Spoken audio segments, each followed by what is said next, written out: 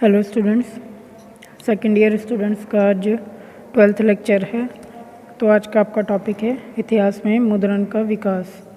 ठीक है, तो यहाँ पे इतिहास आप समझते ही हैं, बीता हुआ समय। ठीक है, और मुद्रण हो गया आपका प्रिंटिंग। ठीक है, छपाई, टाइपोग्राफी, ये सब मुद्रण में होता है। ठीक है, तो विकास मीन्स डेवलपमेंट, उन्नति। तो इसमें है आपका मशीनों के इस युग में मुद्रण का विकास हुआ और मशीनों के कारण उत्पादन में वृद्धि हुई। मतलब कि मशीनों का आज का जो समय है वो मशीनों का समय है। मशीनें ही मशीनें हैं, हर चीज़ की छोटी बड़ी हर कार्य को करने के लिए आपको कोई ना कोई टेक्निकल चीज़ प्राप्त हो जाती है जिसे हम मशीन कहते हैं, है ना। कोई ना कोई ऐसी टेक्निक के माध्यम से मतलब सोच से, थिंकिंग से, सर्जन से वो लोग मशीनों का निर्माण करते हैं। तो वही हम लोग आज के टाइम में सबसे ज़्यादा यूज़ करते हैं, मशीनें, है ना। मशीनों के आज के युग में मुद्रण का विकास हुआ। मुद्रण मीन्स जो आपकी छपाई है, आपको कुछ भी लिखना है या कुछ भी आप सोच रहे हैं अपने माइंड में, आपके कोई चित्रण आया है तो आप उसको किसी न किसी थ्रू माध्यम से छापते हैं, है ना। उसको प्रिंटिंग करते हैं उसकी, है ना। तो उसका विकास हुआ, मतलब वो बढ़ता गया और बढ़ रहा है ना। तो मशीनों के कारण उत्पादन में वृद्धि हुई। मतलब मशीनें जो हैं उनके कारण ही उत्पादन में वृद्धि हुई, क्योंकि जो उत्पादन बनाने वाली चीज़ें होती हैं, उत्पादन करने वाली चीज़ें होती हैं, तो उनको बनाने के लिए मशीनों की सहायता प्राप्त हुई। तो उससे क्या हुआ कि उसमें वृद्धि हुई, तेज़ी से चीज़ें बनी, तेज़ी से उनको मतलब जल्दी जल्दी काम होने लगा। फिर आगे है इसमें, जिस काम को करने में काफ़ी मेहनत और समय खर्च करना पड़ता था, मशीनों के आने पर कुछ समय व कम मेहनत पर ही कार्य पूरा होने लगा। देखिए, जो मैंने बोलना था आपको वो यही है कि कम समय में कार्य होने लगा। क्योंकि पहले क्या होता था कि अगर हम कोई भी चीज़ बना रहे हैं, उसको हाथ से हम बना रहे हैं, तो उसमें काफ़ी समय लगता था, है ना। तो फिर मशीनें आ गई तो वो सब चीज़ें मशीनों के थ्रू बनने लगी, तो वो जल्दी जल्दी बनने लगी और ज़्यादा मात्रा में बनने लगी। क्योंकि कम समय लेने लगी जब कोई वस्तु बनने में, तो फिर वो ज़्यादा मात्रा में हो गई। एक मानो पहले आधे घंटे में आपकी 10 चीज़ें बनती थी। कोई एक आपने प्रोडक्ट ले लिया या कुछ ले लिया, जैसे कि टोकरी, छोटी सी कोई टोकरी ही आप इमेजिन कर लीजिए। यदि आप उसको बना रहे हैं हाथ से, तो आप लकड़ी वगैरह को कटिंग करके उसकी छाल वगैरह निकाल के और पतली पतली स्टिक्स निकालेंगे और फिर आप बनाएंगे टोकरी। तो अभी क्या होने लगा कि इस तरीके का काम मशीनों से भी होने लगा। तो पहले जब आधे घंटे में 10 बनती थी, तो अभी आधे घंटे में 50 बनने लगी। फटाफट मशीनें अपना काम करती हैं। तो इस तरीके से वो आपको फॉर एग्ज़ाम्पल ये सब बताया है ना। तो इसमें आगे जिससे पहले की तुलना में उत्पादन अधिक होने लगा। मतलब कि उत्पाद ज़्यादा होने लगा पहले की तुलना में। तुलना मीन्स पहले के मतलब पहले और अब, तो एक समय में आपस में तुलना हो गई कि पहले की तुलना में अब अधिक सामान बनने लगा, है ना। तो इस आश्चर्यजनक वृद्धि से बाजार भर गए। मतलब कि आश्चर्यजनक, यहाँ पे आश्चर्यजनक का क्या मीनिंग है, उन्होंने आश्चर्यजनक इसलिए बोला है क्यों, देखिए जब हम कोई चीज़ इमेजिन नहीं कर सकते कि हाँ ऐसा हम मानो कि हमने कुछ सोचा है, सपोज करिए आप कि आपने सडनली सोचा कि हमारे पेन में काश कैमरा होता, है ना, पेन में कैमरा हमने सोचा, बट ऐसा नहीं हो सकता था क्योंकि हमने सिर्फ ये सोचा। कैमरा तो काफ़ी बड़ा होता है और पेन इतना छोटा होता है, तो कैमरा कैसे लग जाएगा। मोबाइल की फिर धीरे धीरे मोबाइल आए, फिर मोबाइल में कैमरा फिट होने लगे, वो छोटे छोटे होते थे। तो वही टेक्निक को इस्तेमाल करते हुए सडनली एक निर्माण हुआ कि एक सर्जन हुआ साइंटिफिक या टेक्निकली कि पेन में ही भी एक छोटा सा कैमरा फिट होने लगा और वो आने लगा। तो हम क्या हो गए, आश्चर्यजनक हो गए, हैरान हो गए, है ना। तो उसको क्या कहते हैं कि जो हमने सोचा नहीं था वो जब हो जाता है तो हम आश्चर्य हो जाते हैं। और जनक उसमें तब ऐड होता है जब वो कार्य हो चुका होता है, मतलब हो जाता है और हमें तब पता तो बाद में ही लगता है जब वो हो जाता है। तो जब वो हो गया जो हमने सोचा नहीं था, तो उसमें जनक ऐड हो जाता है कि आश्चर्यजनक चीज़ है ये, है ना। तो जैसे कि उन्होंने नहीं सोचा था कि मशीनें आएंगी और व्यापार में एकदम से इतनी तेज़ी से वृद्धि होएगी कि जल्दी जल्दी सामान बनने लगेगा, फिर हमें उसको जल्दी जल्दी बेचने के लिए भी सोचना पड़ेगा। तो इस तरीके की जब वृद्धि हुई तो वो आश्चर्यजनक हो गए कि बाजार भर गया सामान से, माल से, उत्पादों से, है ना, प्रोडक्ट से। तो और मनुष्य को एक बार फिर से अपनी वस्तुओं को जल्द से जल्द और ज़्यादा से ज़्यादा लोगों को बेचने के लिए विकल्प ढूंढना पड़ा। देखिए वही बात आ गई कि फिर मनुष्य को क्या हुआ कि जब उसके पास दुकानें, मशीनों द्वारा जब माल बन रहा है और वो दुकानों तक पहुंच रहा है, उत्पाद मार्केट में आ रहा है, बाज़ार में आ रहा है, तो दुकानें भरती चली जा रही हैं, क्योंकि पहले कम समय में सामान आता था, अब कम समय में ज़्यादा सामान आ रहा है। पहले कम समय में कम ही सामान आता था, है ना, तो ज़्यादा समय में कम सामान आता था, सॉरी। अब क्या होता है कि अब कम समय में ज़्यादा सामान आ रहा है, तो दुकानें भरती चली जा रही हैं, लेकिन सेल उतनी ही हो रही है पहले जितनी। तो क्या हुआ, तब मनुष्य को सोचना पड़ा कि अब हम जल्दी से जल्दी और ज़्यादा से ज़्यादा माल कैसे लोगों तक पहुँचाएँ, कैसे उनको बेचने का क्या तरीका हो सकता है। तो उनके पास कोई विकल्प, उन्होंने उसको ढूंढना शुरू करा। विकल्प मीन्स कोई ऑप्शन, कोई तरीका, है ना, उन्होंने ढूंढना शुरू करा। फिर नेक्स्ट आता है आपका नेक्स्ट पैराग्राफ। सन 1440 में मुद्रण कला के आविष्कार ने विज्ञापन कला को एक नाम, आयाम प्रदान किया।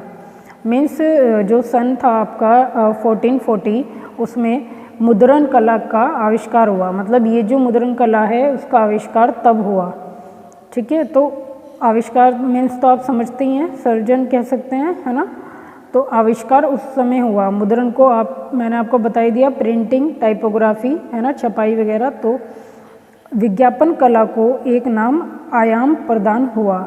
इस आपका आविष्कार हुआ था, इससे विज्ञापन कला को, विज्ञापन की जो कला है विज्ञापन करने की, वो उसको एक आयाम प्रदान हुआ। आयाम मीन्स क्या होता है यहाँ पे, माप या पहलू कह सकते हैं, है ना, और इंग्लिश में इसका मीनिंग डिमेंशन है ना। तो प्रदान किया, जिससे प्रपत्रो, यहाँ पे एक तो होता है शब्द प्रपत्रो, उसका मीनिंग थोड़ा अलग हो जाता है। एक होता है प्रपत्रो, मतलब कि आपस उनके बीच में डिस्टेंस नहीं होता। तो प्रपत्रो हो गया लेटर, है ना। तो प्रपत्रों व पोस्टरों द्वारा विज्ञापन किए जाने लगे।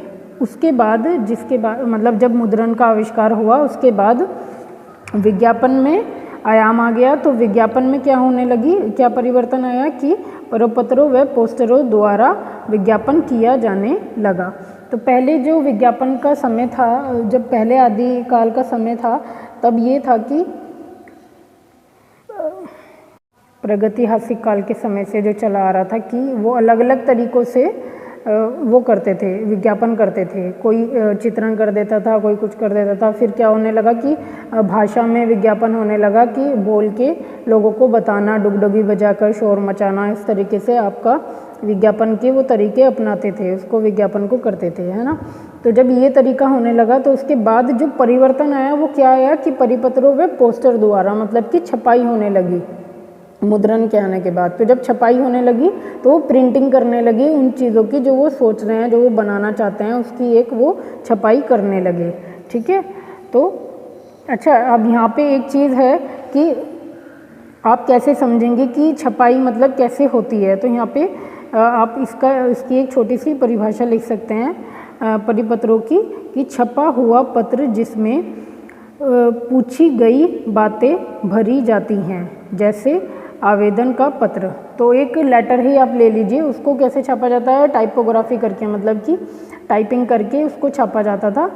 अच्छा, टाइपिंग करने का क्या तरीका होता था, जिसे हम मुद्रण कह रहे हैं, वो क्या तरीका होता था कि किसी वस्तु पर शब्दों को गढ़ा जाता था, या हमें जो भी छापना है उसको गढ़ा जाता था। जैसे कि कोई मशीन ही है, टाइपोग्राफी मशीन शायद आप लोगों ने देखी हो, तो वो मशीन है, तो उस पर शब्दों को या कोई भी हमें चित्रण करना होता था, उस चीज़ को भी गढ़ा जाता था। टाइपोग्राफी तो मेनली आपके वर्णमाला ही होती थी, शब्दों की मशीन होती थी, है ना। तो उसमें उसको गढ़ा जाता था, फिर उसको इंक के द्वारा इंक लगा के उस पर मशीन में ऐसी टेक्निक डाली जाती थी कि उस पर इंक लगती थी, फिर जब हम टाइप करते थे तो वो इंक पेपर पे आ जाती थी छपाई के रूप में, है ना। तो इस तरीके से मुद्रण कार्य किया जाता था। तो ये एक तरीका हो गया था विज्ञापन को करने का, कि पोस्टर बनाए जाने लगे क्योंकि वो छपाई करनी उनको आ गई, प्रिंटिंग मशीन्स आ गई, है ना। तो वो क्या करने लगे, पोस्टरों को छापने लगे, दोबारा विज्ञापन किया जाने लगा। ठीक है, फिर आगे है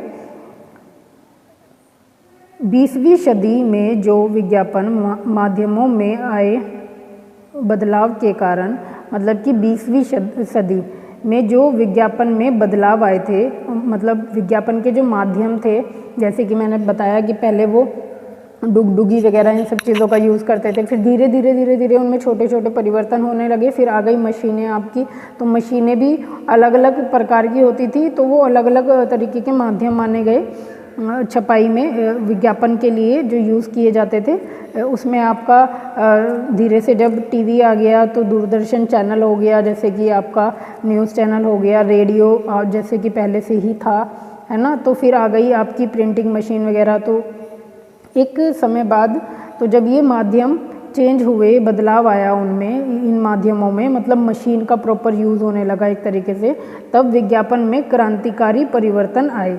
क्रांतिकारी मीन्स एक मतलब जो किसी मुद्दे पर अड़ जाते हैं और उस मतलब उसको सही गलत करने के लिए लड़ाई करते हैं, अड़ जाते हैं, उस पर खड़े रहते हैं लोग, है ना। तो वो एक क्रांतिकारी तरीका होता है, क्रांति करने वाला, है ना। तो फिर परिवर्तन आए। अब ये बात ये क्यों कह रहे हैं, क्योंकि पहले लोगों को ज़्यादा काम मिलता था, क्योंकि जब वो अपने आप काम करते थे तो लोगों को काम मिलता था।